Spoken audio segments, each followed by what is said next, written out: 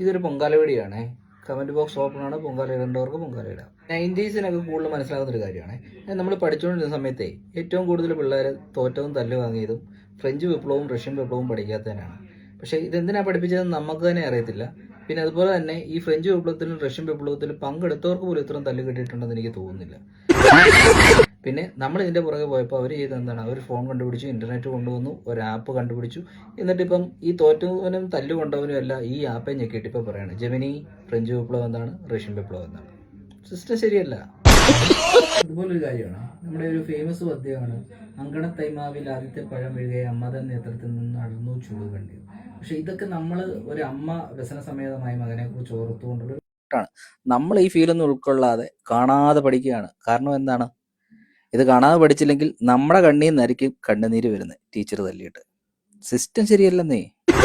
ഇതുപോലൊരു കാര്യമാണ് നമ്മുടെ നാട്ടിലെ PSCയുടെ കാര്യം. PSCയുടെ കാര്യം പറയുമ്പോൾ കഴിഞ്ഞ ദിവസം ഒരു വാർത്തയിലുണ്ടായിരുന്നു, നമ്മുടെ പ്രൈം മിനിസ്റ്ററായ മോദിയുടെ ശമ്പളം 2.25 ലക്ഷം രൂപയായി, നമ്മുടെ നാട്ടിലെ PSC ചെയർമാൻ്റെ ശമ്പളം 3 ലക്ഷം രൂപയായി.